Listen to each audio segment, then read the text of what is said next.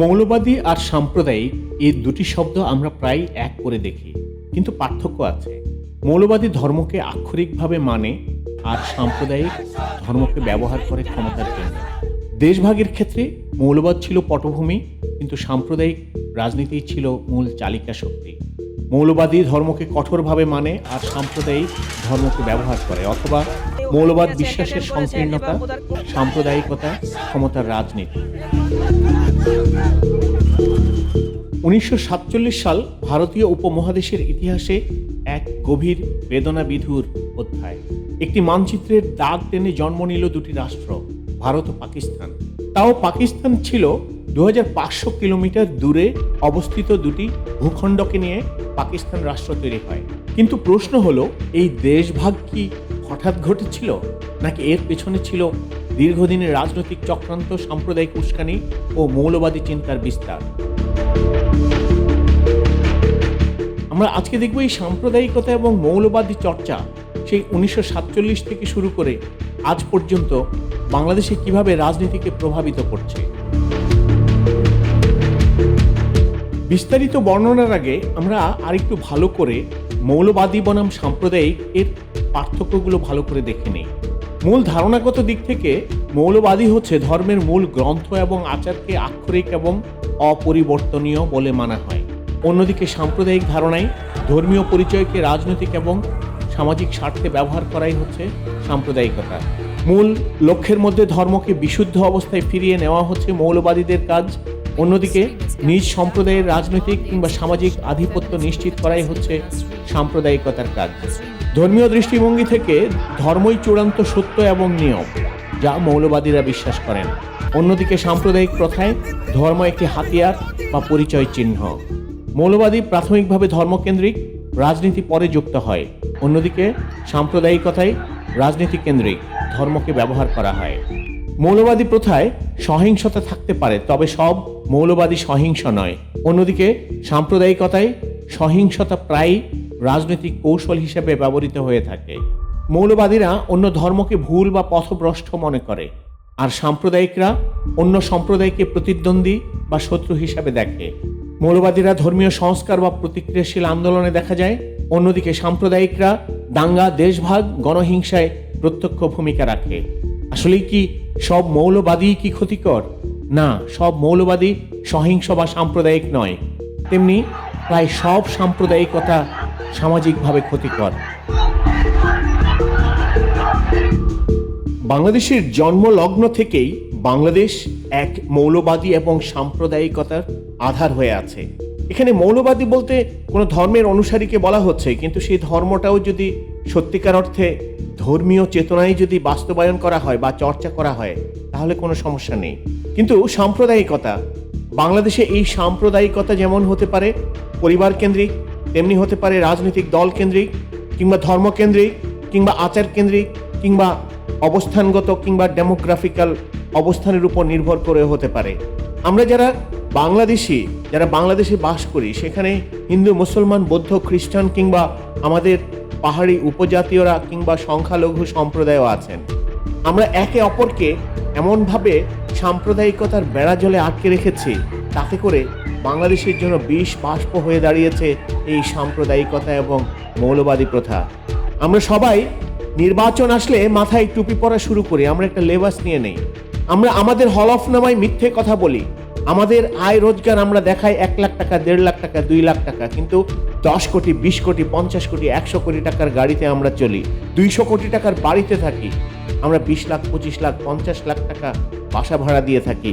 আমাদের প্রত্যেকটা রাজনীতিবিদ সাম্প্রদায়িক। আমাদের প্রত্যেকটা রাজনীতিক এবং রাজনৈতিক দলের নেতাকর্মী নির্বাচন উপলক্ষে কিংবা তার স্বার্থ হাসিলের জন্য সবসময় সাম্প্রদায়িকতার লেবাস নিয়ে নেয়। কোনো রাজনৈতিক দল মানুষকে বেহেশতে যাওয়ার স্বপ্ন দেখাচ্ছে, আবার কোনো রাজনৈতিক দল তার নেতার নামে তার নেতাকে পূজারি মনে করে তাকে পূজা করলে বেহেশতে যাবে, তার দল করলে বেহেশতে যাবে। এই সব বয়ান সাম্প্রদায়িকতার সবচেয়ে বড় প্রমাণ। বেগম খালেদা জিয়া যার নাম উচ্চারণ করলে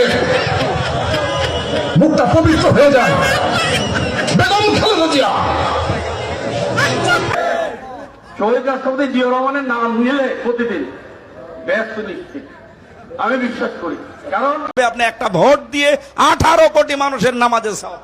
দল মতের ঊর্ধ্বে উঠে এইবার দাড়িপাল্লা মার্কায় আপনারা ভোট দিয়া একবার আল্লাহরে খুশি করবার লাগি, ব্যস্ত যাইবার লাগি, দুজক থেকে বাঁচবার লাগি, নিজের উন্নয়নের লাগি আমরা সকলে চেষ্টা করতাম। ইনশাল্লাহ রাজি আছেন তো? ইতিহাস আমাদের শেখায় ধর্ম যখন রাজনীতির হাতিয়ার হয় তখন তার পরিণতি হয় ভয়াবহ। ধর্মের প্রকৃত লক্ষ্য মানবতা এবং নৈতিকতা, আর রাজনীতির লক্ষ্য হচ্ছে ক্ষমতা।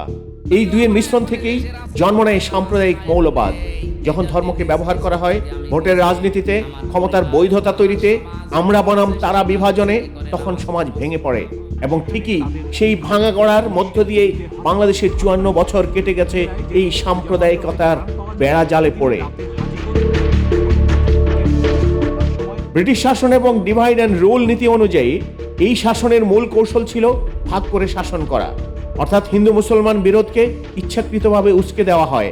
ধর্মকে করা হয় রাজনৈতিক পরিচয়ের কেন্দ্রবিন্দু। এক সম্প্রদায়কে অন্য সম্প্রদায়ের বিরুদ্ধে দাঁড় করানো হয়। এই নীতি সাম্প্রদায়িকতা বিভাজনের বীজ বপন করে। বাংলাদেশের প্রতিটা রাজনৈতিক দলের মধ্যে সেই ব্রিটিশ আচারগুলো এখনো বিদ্যমান। তারা সে একই কায়দায়, একইভাবে ছলছাতুরি করে মানুষকে ভুলিয়ে ভালিয়ে বিভিন্ন রকমের প্রণোদনার কথা বলে এই ভোট আসলেই তারা শুধুমাত্র ভোট ভিক্ষা করে। হতে পারে সেটা ক্রেডিট কার্ড দেখিয়ে কিংবা ডেবিট কার্ড দেখিয়ে, অথবা হচ্ছে নো মানি কার্ড দেখিয়ে, শুধুমাত্র একটা প্লাস্টিক কার্ড দেখিয়েও আমাদের ভোট কাটার যে প্রবণতা, এটাই সাম্প্রদায়িকতা। 20 শতকের শুরুতে ভারতীয় রাজনীতিতে দুটি প্রবণতা সৃষ্টি হয়। একটি ছিল হিন্দু সাম্প্রদায়িকতা, অন্যটি ছিল মুসলিম সাম্প্রদায়িকতা। একদিকে হিন্দু মহাসভা, অন্যদিকে মুসলিম লীগ। উভয়ই ধর্মকে রাজনৈতিক অস্ত্র হিসেবে ব্যবহার করেছিল এবং তখন থেকেই এই জাতীয়তাবাদের জায়গা দখল করে নেয় সাম্প্রদায়িক পরিচয় ভিত্তিক রাজনীতি। ফলে হিন্দু জাতীয়তাবাদ, মুসলিম জাতীয়তাবাদ, এই দুই বিপরীত স্রোতে দেশটা যেমন ভাগ হয়ে গিয়েছিল, আজও বাংলাদেশের প্রতিটা নেতা কর্মী, প্রতিটা রাজনৈতিক দল একইভাবে বাংলাদেশের মধ্যে বিভাজন তৈরি করে রেখেছে। যদিও পাকিস্তান রাষ্ট্রের ধারণা জন্ম নেয় নিরাপত্তাহীনতার অনুভূতি থেকে, কিন্তু একটি গুরুত্বপূর্ণ কথা বলা হয়েছে, পাকিস্তান দাবি ছিল আদর্শিক নয়, ছিল রাজনৈতিক। এটি ছিল ক্ষমতার প্রশ্ন, নেতৃত্বের প্রতিযোগিতা এবং ব্রিটিশদের কূটনৈতিক আশ্রয়। এখানে ধর্ম ব্যবহৃত হয় রাজনৈতিক দাবিকে বৈধতা দেওয়ার জন্য, এবং সাম্প্রদায়িকতার বিষ বাষ্প বুনে দেয়া হয় সেই দিন থেকে। সেই বিষ বাষ্প আজও বয়ে বেড়াচ্ছে বাংলাদেশের সাধারণ ছাত্র জনতা। কিংবা 1946-47 সালের যে দাঙ্গা, যেখানে কলকাতা, নোয়াখালী, বিহার সব জায়গায় ছড়িয়ে পড়েছিল সাম্প্রদায়িক দাঙ্গা, এবং এটি ছিল আগুনে পড়ার সময়। এই সহিংসতা ব্রিটিশদের চোখ খুলে দেয়। তারা বুঝে যায় দেশ ভাগ ছাড়া আর কোনো উপায় নেই। কিন্তু বাস্তবে এই সহিংসতা ছিল মৌলবাদী রাজনীতির ফল। মানুষ মরেছে, সভ্যতা ভেঙেছে, মানবতা পরাজিত হয়েছে। ইতিহাসবিদের মতে দেশভাগ ছিল অনেকটাই নেতৃত্বের ব্যর্থতা, এবং সেই ব্যর্থতা আজও বয়ে বেড়াচ্ছে বাংলাদেশের প্রতিটা রন্ধ্রে রন্ধ্রে। বাংলাদেশে ব্যক্তিগত ক্ষমতার দ্বন্দ্ব, নেতৃত্বের অহংকার, আপোষ করতে না পারার মানসিকতা, এইসব মিলিয়েই বাংলাদেশের রাজনীতিকে এখন করে তুলেছে এক মানবিক ট্র্যাজেডি। এখানে মৃত্যু কোনো ঘটনা নয়। এখানে ইচ্ছে হলেই বাংলাদেশের সাধারণ মানুষের কাছ থেকে ভোট ভিক্ষা নিয়ে আপনি ফ্যাসিস্ট হয়ে যাবেন এবং সেই মানুষকেই আপনি করে মারবেন।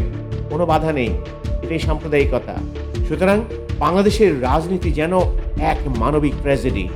ধর্ম ও রাজনীতির বিপজ্জনক এক মেলবন্ধন বাংলাদেশের রাজনীতি। মৌলবাদী এবং সাম্প্রদায়িক চিন্তার বিস্তার বাংলাদেশের রাজনীতি। ডিভাইড অ্যান্ড রুল বাংলাদেশের প্রতিটা রন্ধ্রে রন্ধ্রে, অলিতে গলিতে, গ্রামে গঞ্জে বিদ্যমান। সাম্প্রদায়িক রাজনীতির উত্থান নেতৃত্বের ব্যর্থতা এবং ক্ষমতার লড়াই মাত্র। মনে রাখবেন, ইতিহাস থেকে শিক্ষা না নিলে ইতিহাস নিজেই পুনরাবৃত্তি হয়।